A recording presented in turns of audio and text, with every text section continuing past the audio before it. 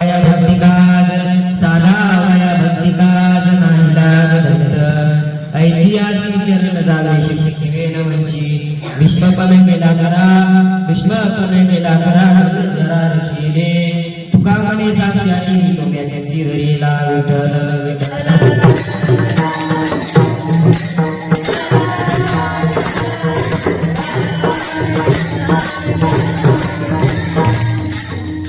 महायोग पिले नटेहि मर्त्यं वरं पुंडलिकाय नाथं मुनिग्रे समागत्य तिष्ठं तमानन्दगगनं परब्रह्मलिङ्गं भजे पाण्डुरङ्गम्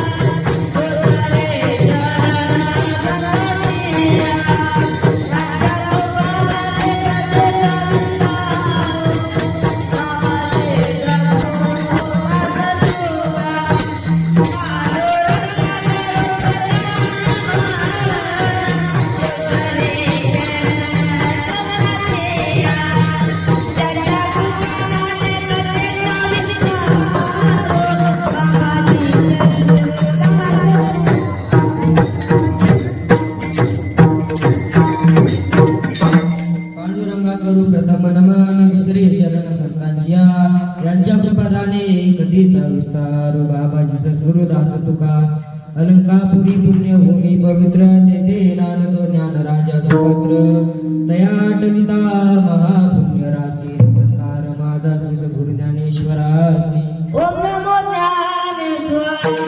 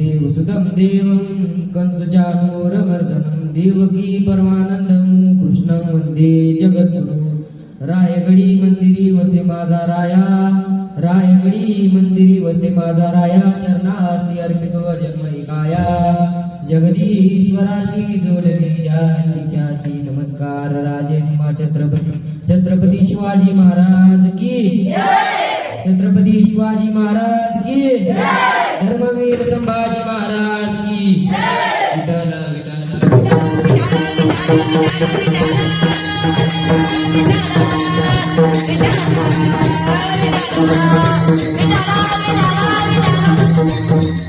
साधा वया भक्ती काज नाईलाज धरित ऐशी आशी शरण जावे शक्ती जीवे न वंची भीष्मपण केला करा धनुर्धरा रक्षेले तुका म्हणे साक्षाती तोम्या चिंती धरियेला प्रस्तुत प्राप्त प्रसंगी चिंतन रूपी सेवकर्ता निवडलेला अभंग जगद्गुरु तुकोबार यांचा 4 चरणाचा आहे विठ्ठल विठ्ठल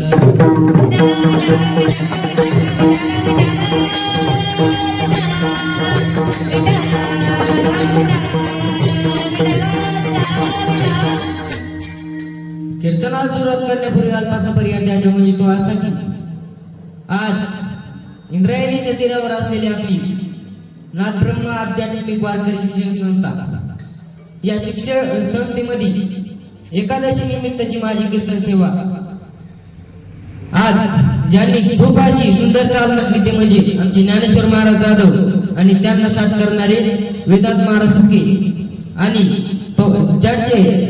ज्यांनी आज तपोदा दिला ते म्हणजे आमचे शिवम महाराज मगर यांच्या सर्वांचे त्यांनी नतमस्तक होतो आणि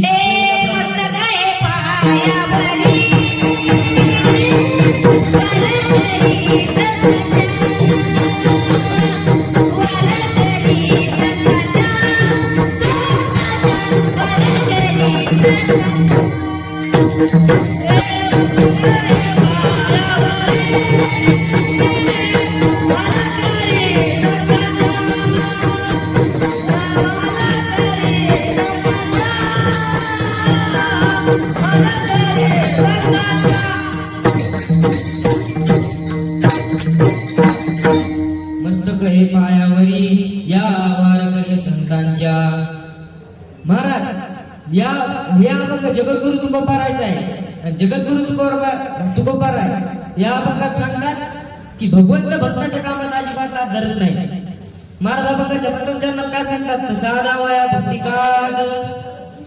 वया भक्तिकाज नाईलाज धरित महाराज म्हणतात जो भगवंत पांडुरंग परमात्मा भक्ताच्या कामात हात धरत नाही महाराज अभंगाच्या दुसऱ्या चरणात काय सांगतात तर ऐशी आशी शरण जावे शक्ती जीवे न वंची महाराज अभंगाच्या दुसऱ्या चरणात म्हणतात की जो भगवंत पांडुरंग परमात्मा भक्ताच्या कुठल्याही कामात हात धरत नाही महाराज त्या भगवंताला शरण जा कारण तो भगवंत पांडुरंग परमात्मा त्याच्या शक्तीची किंवा त्याच्या जीवाची पर्वा न करता भक्ताचे रक्षण करतो आणि त्याचे चांगले वाईट काम जरी असले तरी तो लाज धरत नाही म्हणून महाराज म्हणतात म्हणून या शरण जावे सर्व भावी देवासी महाराज म्हणतात त्या भगवंताला शरण जा परंतु का तर तो भगवंत पांडुरंग परमात्मा भक्ताच्या कुठल्याही कामात लाज धरत नाही महाराज तो भगवंत पांडुरंग परमात्म्याने भीष्माची प्रतिज्ञा खरी केली अर्जुनाचे रक्षण केले आणि आपल्याला या संसार सागरात भवनदीतून तारून येतो ते महाराज एका ठिकाणी सांगतात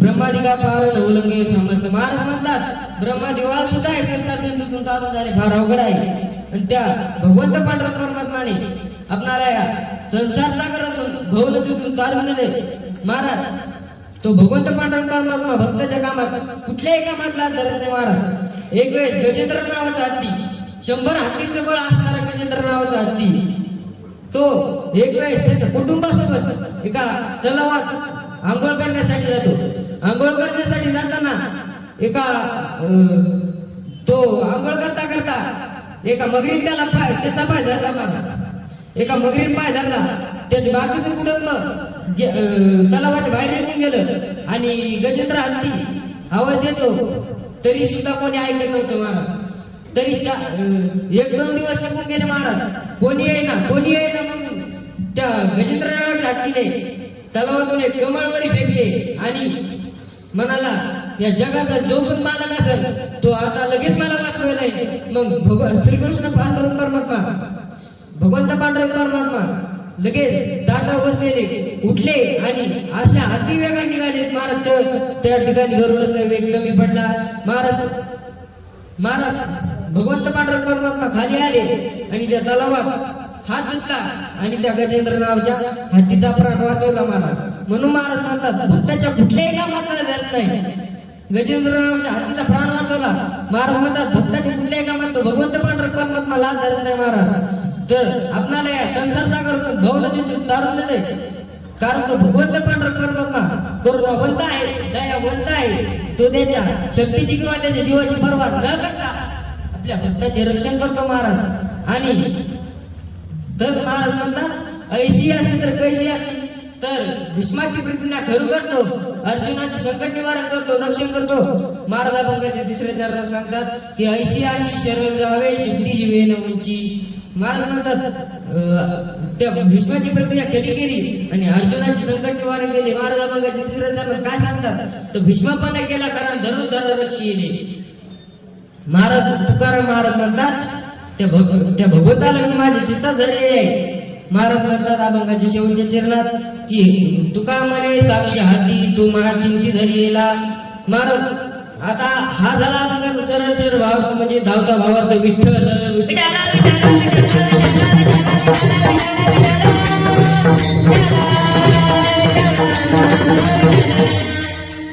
महाराज. आतापर्यंत चालू होता अभंगाचा प्रतिपाद्य विषय आणि आतापासून अभंगाचा सरळ सरळ विषय. महाराज या अभंगाद्वारे जगद्गुरु तुकोबार आपल्याला सांगतात की तो भगवंत पांडुरंग परमात्मा भक्ताच्या कुठल्याही कामातला धरत नाही महाराज. त्याचे चांगले वाईट काम जरी असले तरी रक्षण करतो महाराज. आणि एखाद्याच्या लग्नामध्ये किती जरी प्रेम असले तरी एखादा पुढारी आमदार खासदार फार तर फार तूप वाढण्याचेच काम करतो महाराज. परंतु आमचा भगवंत पांडुरंग परमात्मा एवढा दयावंत आहे, त्याच्या सत्तेशिवाय काही चालू शकत नाही महाराज. चाले हे शरीर कोणाची त्याच्या सत्तेशिवाय काही चालू शकत नाही. ज्ञानेश्वर महाराज आपल्या ज्ञानेश्वरी सांगतात म्या बोलविल्या वेद बोले, म्या चालविल्या सूर्य चाले, म्या हलविल्या प्राण हले तुझा गाते चालता. असा असणार भगवंत पांडुरंग परमात्मा पांडवाच्या यज्ञामध्ये उष्णपत्रवायू उचलण्याचे काम करतो महाराज. महाराज एका ठिकाणी सांगतात की पांडव विठ्ठल विठ्ठल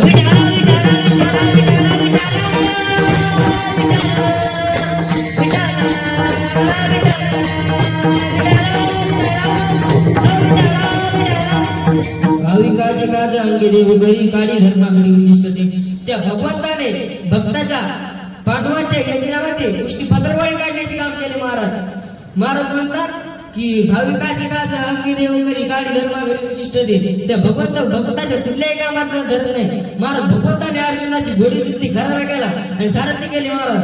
महाराज म्हणतात अर्जुनाची घोडी धुतली आणि ते संकटे बहुते निवारली. महाराज म्हणतात त्या भगवंत पांडुरंग परमात्म्याने अर्जुनाची घोडी धुतली, सारथी केले आणि आपल्याला संसार सागरातून तारून येतो. महाराज म्हणतात एक वेळ कर्णाने अतिशय तीक्ष्ण बाण काढा आणि अर्जुना सोडा. तेव्हा सर्वांना वाटले की अर्जुनाचं मात्र आता काही खरं नाही, आता अर्जुनाचा प्राण जाईल, आता मात्र अर्जुनाचं काही खरं नाही. तेव्हा प्रत्यक्ष श्रीकृष्ण परमात्म्याने अर्जुनाचा जागच्या जागी काय लागला आणि अर्जुनाचा फक्त मुकडच उडाला आणि अर्जुनाचा प्राण वाचला. संकटकाळी भगवंताने अर्जुनाला आपल्या पाठीमागे ठेवले आणि स्वतः पुढे राहिला विठ्ठल विठ्ठल.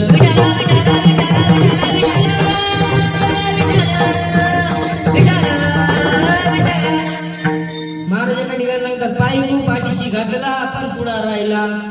किंवा महाराज म्हणतात आम्हा घाली पाठीकडे आपण काळी काळाशी भिडे.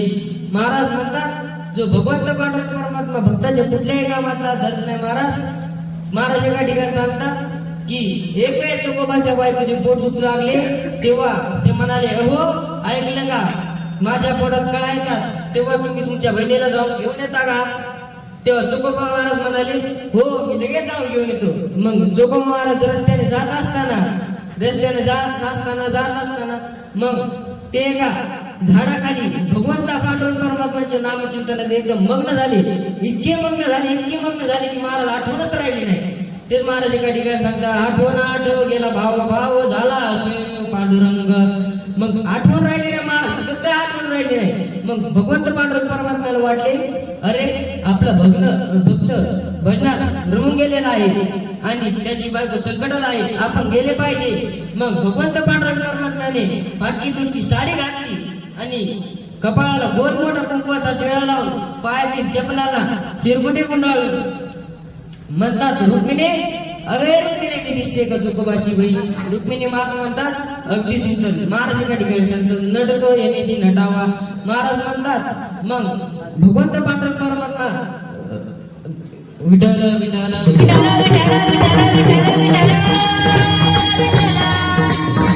भगवंत पांडुरंग परमात्मा चोकोबाच्या घरी जातात, अशी दारावरती अशी दाब मारतात महाराज. आणि स्वतः भगवंत पांडुरंग परमात्मा म्हणतो, चोकोबाची बहीण झाली शारंग धरू, वहिनी उघडा मारी. महाराज चोकोबाची महाराज भगवंत पांडुरंग परमात्मा म्हणतो, वहिनी दार उघडा. मग चोकोबाच्या बायकोने दार उघडली. भक्तीचं काय, अरे वहिनी तुम्ही आला? हो वहिनी मी आले, मला दादांनी निरोप काढायला आणली, लगेच आले. महाराज मग भगवंत पांडुरंग परमात्म्याने त्या बाळाची सर्व कामे केली, अंघोळ घालणे, कपडे धुणे असे, आणि त्या बाळाची भात पण केले आणि मुलाचे नाव कर्मवेळा ठेवली महाराज. आणि महाराज म्हणतात, ते घाणेरडे कपडे चंद्रमा घेऊन धुतले. ते महाराज अभंगाच्या प्रथम चरणात सांगतात,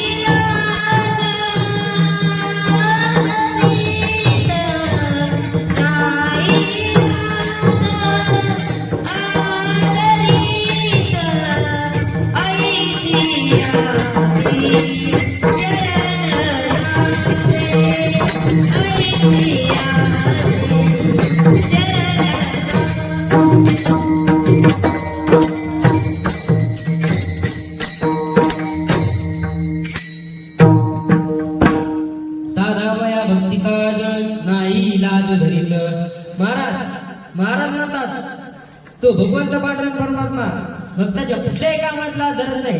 महाराज म्हणतात, त्या भगवंताला शरण जा, कोणत्या देवाशी जा. महाराज म्हणतात, जो हा देवांचा देव बढिया माझा पंढरीराव. महाराज म्हणतात, जो भगवंत पांडुरंग परमात्मा भक्ताच्या कामात कुठल्याही कामातला धरत नाही. आपल्या 33 कोटी देवाच्या नावाने आपला उद्धार होणार नाही. 33 कोटी देवाच्या नामात जर आपला उद्धार झाला असता, महाराज रावणाने त्यांना बंदीशाही टाकले असते का? नाही. तर भगवंत पांडुरंग परमात्म्याला रामावतार घेऊन त्यांची सुटका करावी लागली. म्हणून महाराज म्हणतात, सर्व देवाचा देव पांडुरंग परमात्मा आहे, त्याचेच नाव घ्या. महाराज म्हणतात, एक गाऊ आम्ही विठोबाचे नाम आणि पै काम नाही आता. महाराज म्हणतात, जो भगवंत पांडुरंग परमात्मा भक्ताच्या कुठल्याही कामातला धरत नाही. महाराज म्हणतात, त्या भगवंताच्या नामाचा महिमा वर्णन करता येत नाही. महाराज एका ठिकाणी सांगतात आपल्याला, ऐसा नामाचा महिमा शेषवर्णिता झाली सीमा. महाराज म्हणतात, ऐसा नामाचा महिमा तर कशा नामाचा महिमा. एकदा सेतू बांधण्याचं नाम चालू असताना नळ, नीळ, जामवंत, सुग्रीव, हनुमंतराय हे काय करत होते, तर एका दगडावरती रा, दुसऱ्या दगडावरती म अशी राम नाव टाकून दगड पाण्यामध्ये टाकत होते. तेव्हा राम नावाच्या जोरा दगड पाण्यामध्ये तरतात. एवढा भगवंताच्या नामाचा महिमा मोठा आहे. महाराज विठ्ठल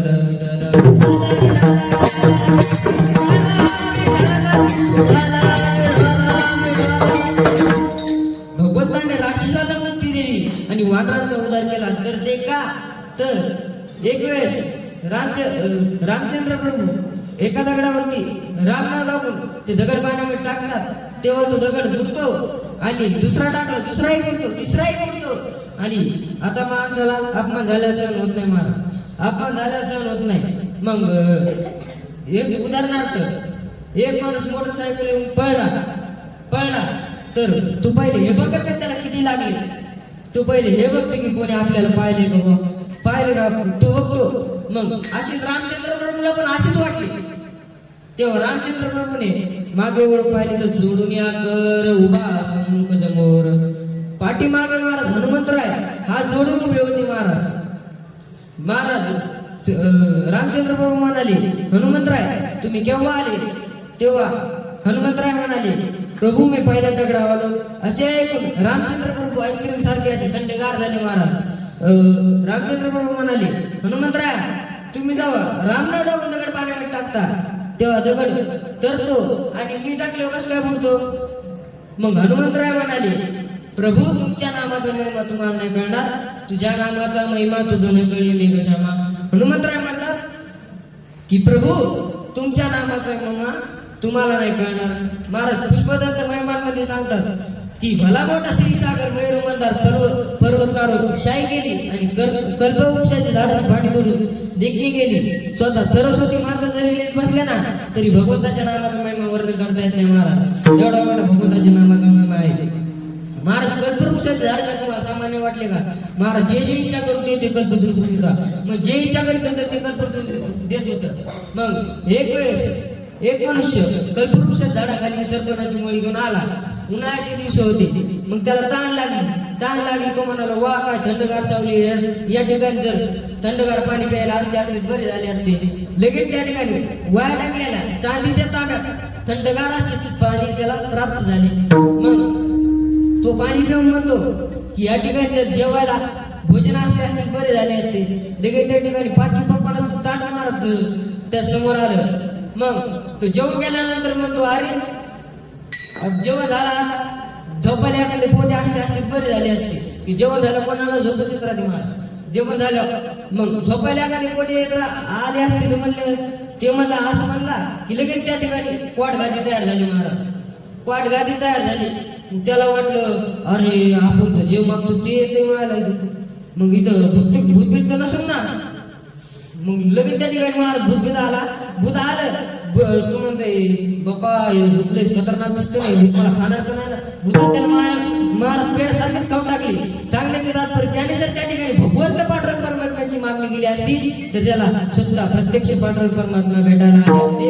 अशा कल्पवृक्षाच्या झाडाची पाठी तोडून लेखणी गेली. स्वतः सरस्वती माता जर बसल्या तरी भगवंताच्या नामाचं महिमा वर्णन करता येत नाही. त्याच्या महाराज म्हणतात भगवंत पांडुरंग परमात्म्याचीच नाव घ्या. ते महाराज म्हणतात जो भगवंत पांडुरंग परमात्मा भक्ताच्या कुठल्याही कामात धरत नाही. त्या भगवंताने अर्जुनाची घोडी धुतली. अर्जुनाची बायको रस्ता धरत नाही. अर्जुनाची बायको रस्ता धरत नाही. चोकोबाच्या बायकोचे बाळात्तर कसला धरत नाही.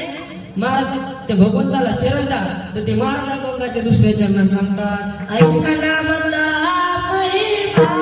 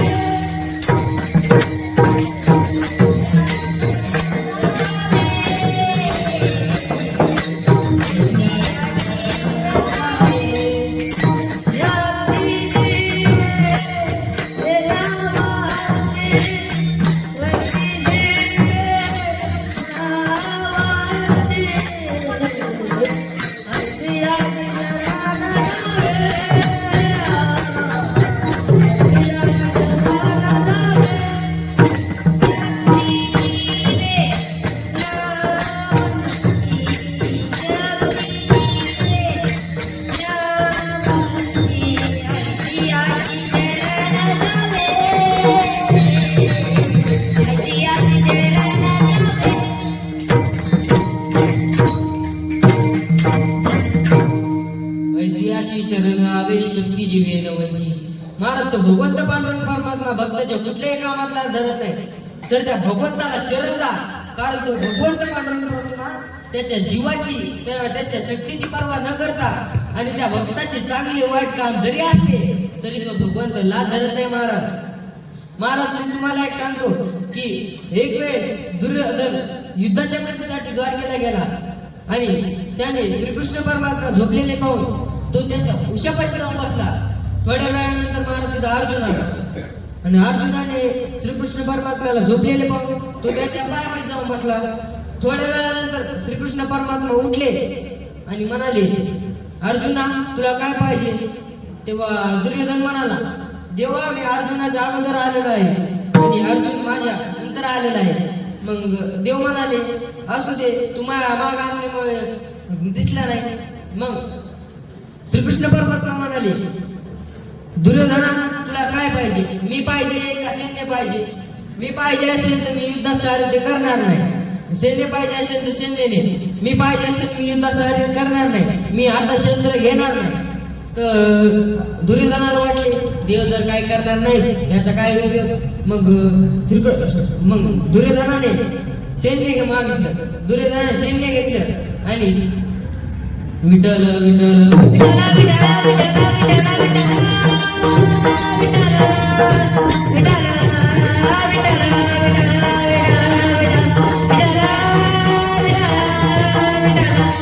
दुर्योधनाने सैन्य मागितले. मग श्रीकृष्ण परमात्म्याने अर्जुनाला विचारले, अर्जुना तुला काय पाहिजे?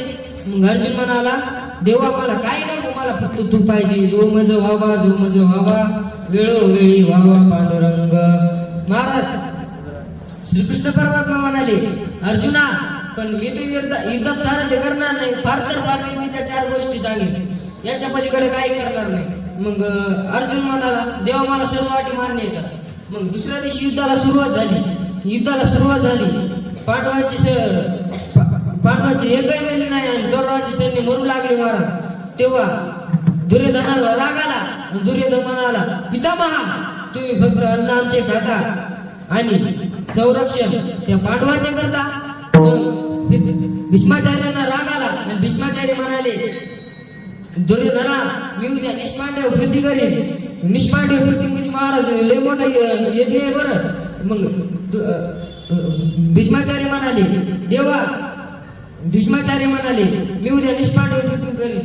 मग श्रीकृष्ण परमात्म्याला वाटले हे भीष्माचार्याची प्रतिज्ञा ही साध्या सुध्या माणसाची प्रतिज्ञा नाही. मग श्रीकृष्ण परमात्म्याला वाटले, अरे आपले पांडव वाचले पाहिजे, आपल्या पांडवांचा प्राण वाचला पाहिजे. मग श्रीकृष्ण परमात्मा रात्रीच्या द्रौपदीच्या रावणीत गेले. मग पांडवांच्या रावणीत गेल्यानंतर द्रौपदीला उठवले, द्रौपदी उठ, आता झोपून जमणार नाही. मग द्रौपदी उठते आणि म्हणते, देवा तुम्ही एवढ्या रात्रीच आला? मग श्रीकृष्ण परमात्मा म्हणाले, हो आता आपल्याला भीष्माचार्याकडे जायचे. मग द्रौपदी म्हणाली, का? तर भीष्माचार्य आता निद्रा भगवंत पंढरीनाथाच्या नामचिंतनात मग्न असतील. मग आता आपल्याला त्यांच्याकडे जायचे आहे आणि तुझ्या पायाची चपला माझ्याकडे दे आणि आतमध्ये जा.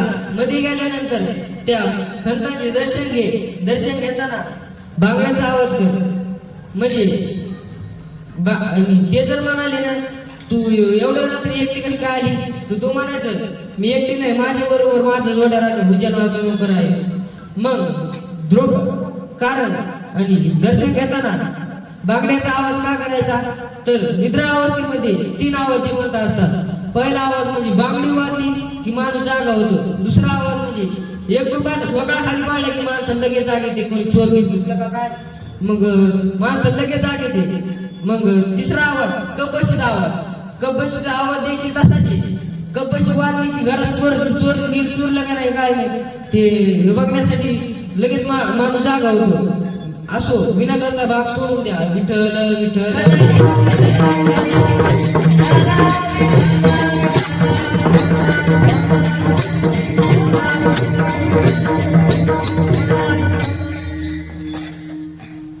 मग सांगण्याचे तात्पर्य भगवंतांनी द्रौपदीला सांगितल्याप्रमाणे द्रौपदी आत गेली आणि द्रौपदीची नटला घेऊन श्रीकृष्ण परमात्मा काय करतात तर संतांची या पादुका घे नमोचे गांधी हाती टाळ दिंडी नाचेने पुढे. मग द्रौपदी आत गेल्यानंतर द्रौपदी त्या भीष्माचार्यांचे दर्शन घेते आणि दर्शन घेताना बांगड्याचा आवाज करते.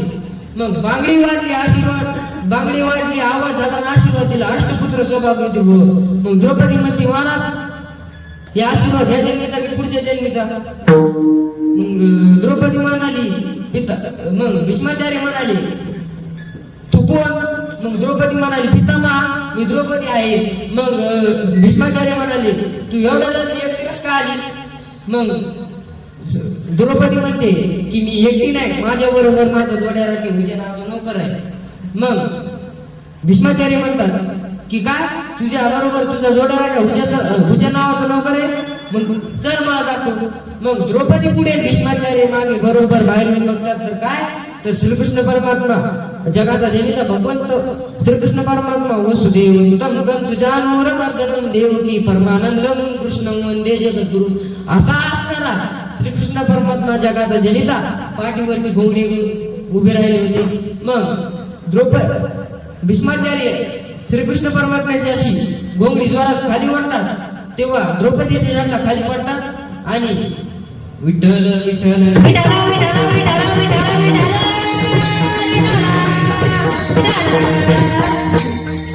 मग भीष्माचार्य म्हणाले देवा तू जर द्रौपदीच्या जबला वागू शकतोस तू जर पांडवाचे रक्षण करू शकतोस तर माझ्यासारखे हजारो भीष्माचार्य असते तरी पांडवाचं एक केस सुद्धा वाकडं होऊ शकणार नाही महाराज. मग दुसऱ्या दिवशी युद्धाला सुरुवात झाली. पांडवांचे सैन्य मरू लागले महाराज. कौरवाची एकही गेली नाही. मग भीष्माचार्याने आता असा अतिशय तीक्ष्ण मार काढला आणि अर्जुना सोडतात आणि अर्जुना सोडा आणि श्रीकृष्ण परमात्म्याने रथावरून खाली उडी मारली आणि हातात सुदर्शन चक्र घेतले आणि अर्जुनाचा प्राण वाचला महाराज.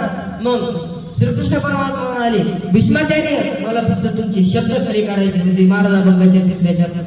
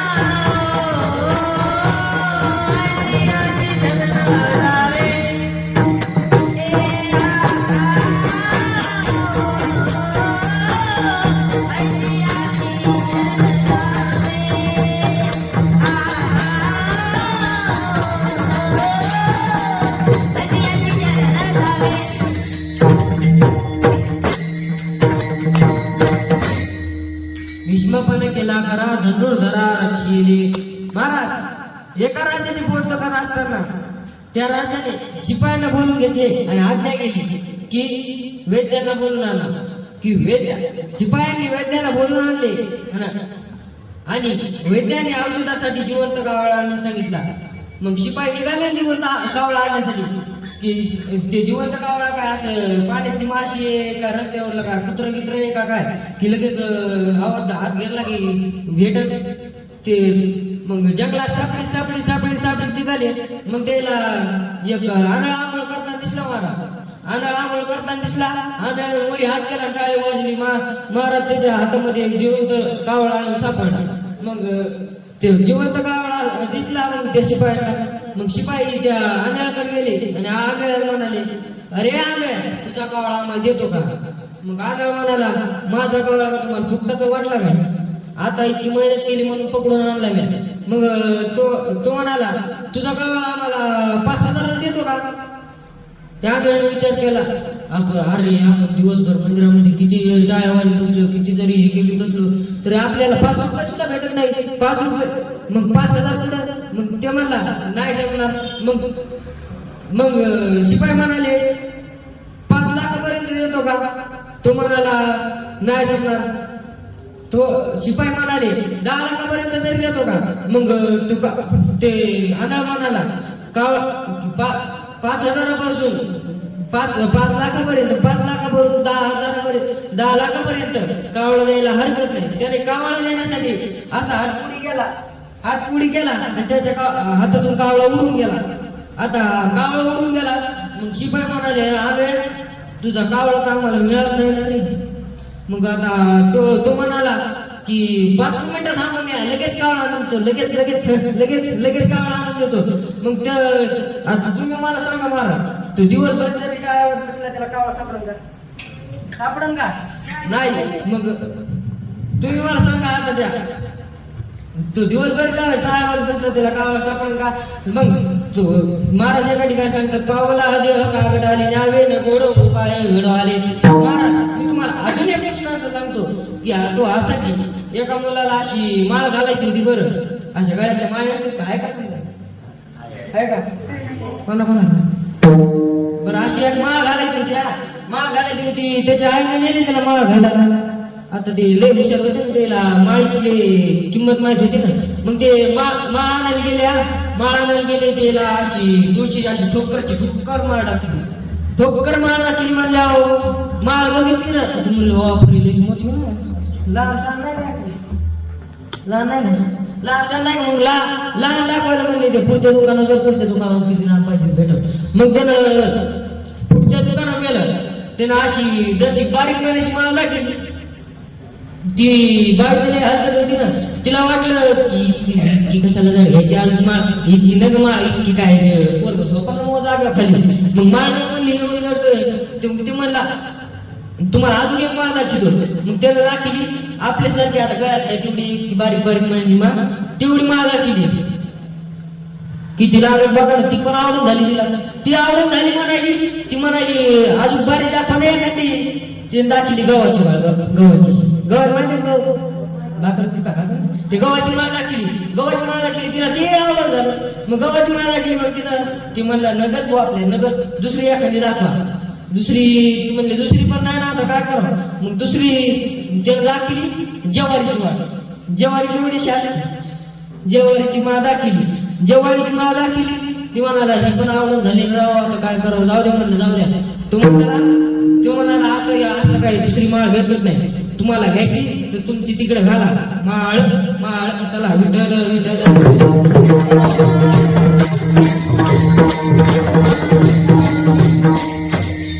महाराजांना कोणाकोणाला माहिती की आपला विठ्ठल पांडुरंग परमात्मा किती दिवस झाले की विटेवर उभा आहे. 28 युग. महाराज सर्वांना माहिती की युगे 28 विटेवर उभा. महाराज 28 युग झाले भगवंत पांडुरंग परमात्मा तर विटेवर उभा आहे. मग ते कसं काय उभा आहे ते सांगा तुम्हाला ऐकायचं का नाही. मग आता ऐका तर मग पुंडलिक राय आणि भगवंत पांडुरंग पुंडलिक आई वडिलांची सेवा करून किती मोठा झाला महाराज. मग आई वडिलाची सेवा करत असताना आई वडिलाचे पाय दुखू लागले हे करायला लागले, मग त्यानं खांद्यावर घेतला आणि नेत असताना त्याच्या पाय काटे बिटे इचून चावू लागले ना. मग भगवंताला काळजी पडली, अरे आता काय करावं, आता याचे पाय काटे बिटे घुसाले. मग भगवंत पांडुरंग परमात्मा खाली आले. मग पुंडलिकराय एका जागा बसलेले होते, दर्शन विश्रांती घेताना बसले होते. मग पांडुरंग परमात्मा म्हणतात, पुंडलिका मला पण बसायला एखादी जागा दे ना. बसायला जागा म्हणले, पण आता काय जागा नव्हती काय नव्हती. म्हणलं तू तिथंच उभा राह. म्हणलं उभा राहिली तरी काय नाही. मग पुंडलिकानं अशी वीट फेकली आणि तेव्हापासून आता लोक विटेवर उभा आहे आपला भगवंत पांडुरंग परमात्मा.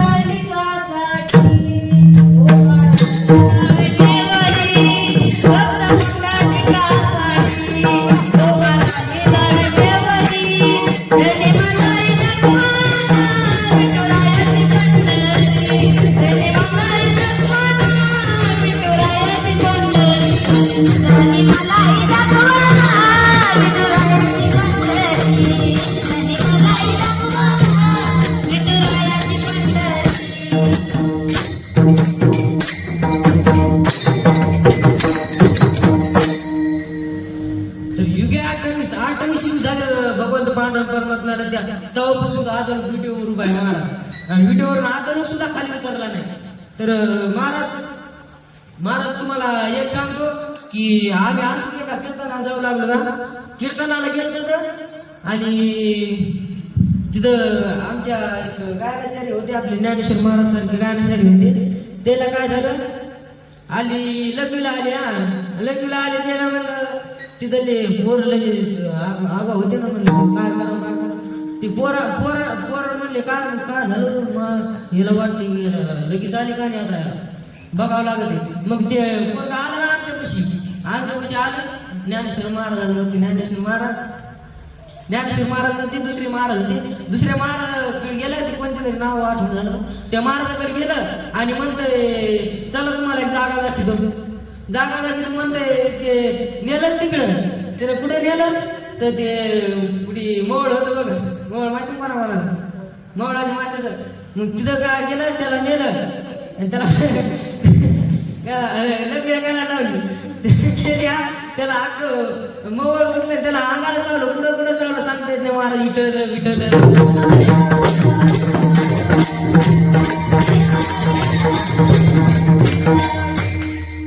महाराज हा झाला अभंगाचा 3-4 लाखचा भावार्थ.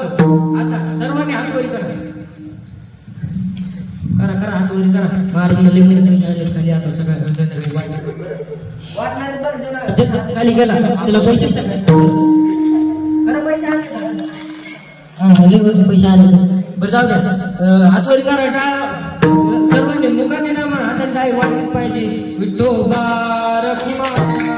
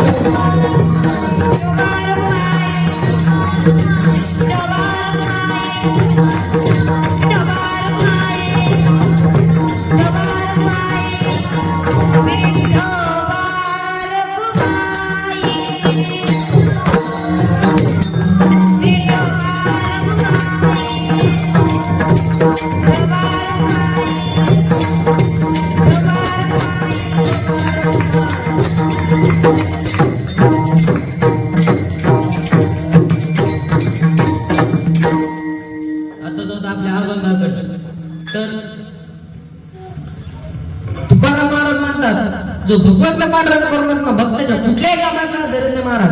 त्या भगवंताला माझी साक्ष आहे. त्या भगवंताला मी माझ्या चित्तात धरलेले आहे महाराज. त्या भगवंताला मी माझे चित्त धरलेले आहे. ते महाराज अभंगाची शेवटची धर्म सांगतात. तुका म्हणे साक्षाती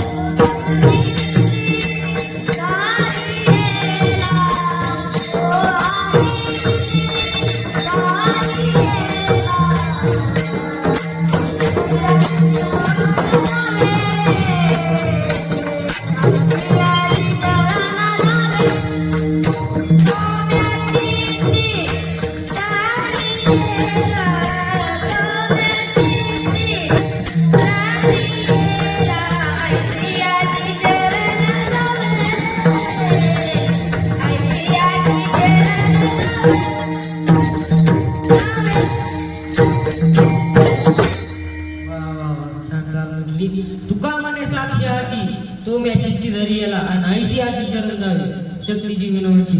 महाराज तुम्हाला दरबारी सांगत असतो की टाळ गायनाचार्य आणि पप्पादाशिवाय कीर्तनाचा रंगत नसते बरं.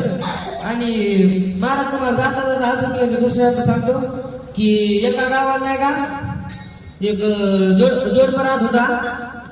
चांगलं पैसे नव्हते असं गरीबची गरीब ती काय पगार झाली की ते काय करायचं आपलं तिकीट नसतं का ते लॉटरीचे पैसे लागले खुले की लॉटरीचे पैसे ते तिकीट आणलं खुललं नाही दुसरं आणलं खुललं नाही असे दरबारीच तिकीट आणायचं दरबारी 4-5 बार तसं झालं.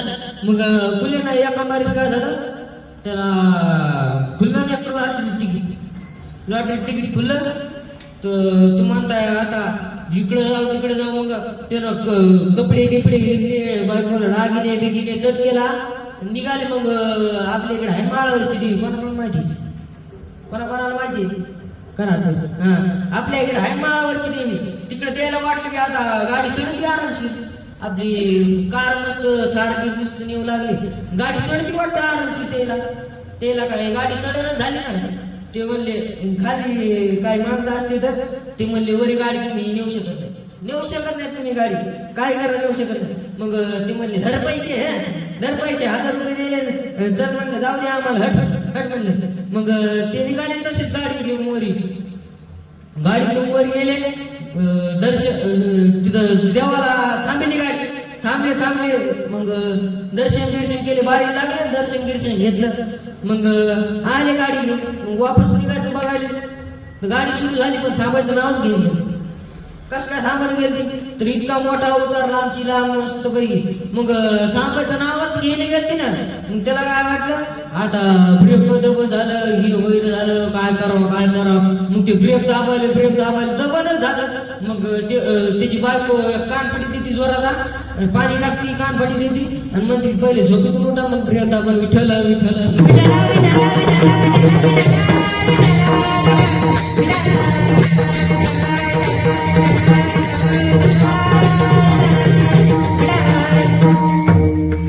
महाराज सांगण्याची तात्पर्य तो झोपेत होता म्हणून त्याला काही कळलं नाही आणि आपण तर जागे तरी पण देवाचं नाव घेणं महाराज विठ्ठल